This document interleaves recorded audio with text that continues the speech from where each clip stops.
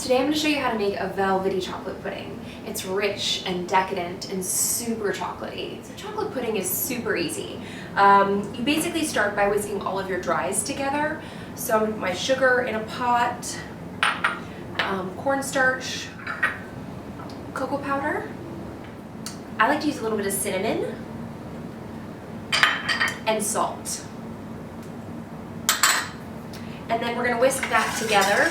I like to whisk my eggs a little bit before, just so that I don't have clumps of egg in my custard at the end. So let's do that now.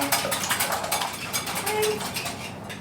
We'll add our eggs in first. Just whisk that really well. Alrighty. And then we're going to slowly add our milk. You can add it all at one time, but I find that it is harder to then mix it in. So I just add a little bit at a time and gradually loosen that kind of cocoa powder mixture.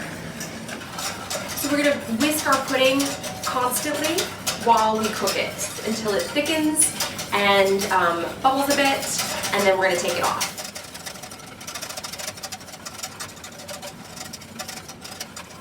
Skill.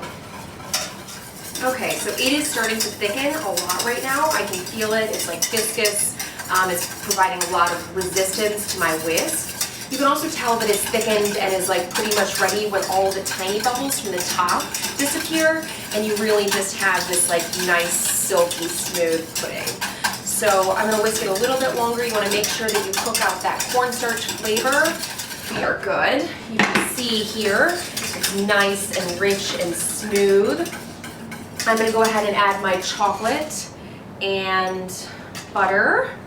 I add the chocolate at the end because it burns so easily that sometimes if you put it in your pudding at the beginning, no matter what you do, you're going to get that kind of burned chocolate flavor. The butter adds like a richness and a silkiness to the pudding, really for that mouth feel.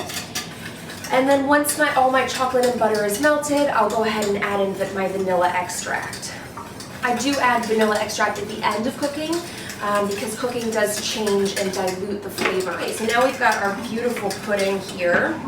So you can put this in a bowl if you like. I am going to pour it through a sieve onto a plastic lined sheet pan. You don't want to force, especially with a sieve like this, you don't want to force anything through. But I'm going to go ahead and scrape the bottom, get all of that off. Beautiful. Spread this out.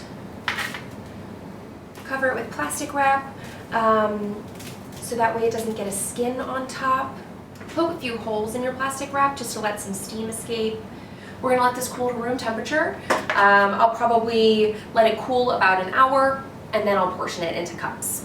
Alright, so our pudding has cooled a bit. You can spoon it into your cups. I'm going to use a piping bag because I don't want any mess.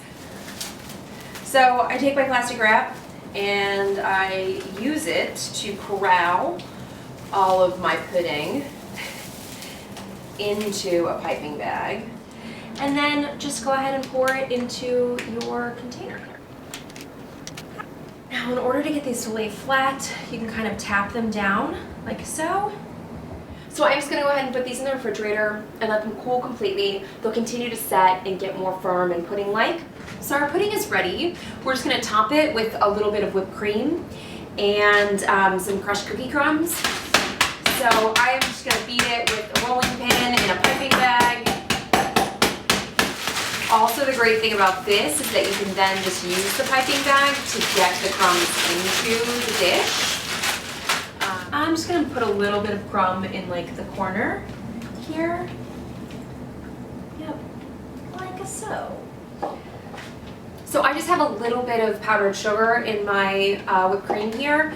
It's rich pudding, so I think a little bit of sweetness would cut the richness of the chocolate. Oh yeah, okay, here we go. Well, hi, my new favorite canal spoon. And then I'm just gonna like plop it in here.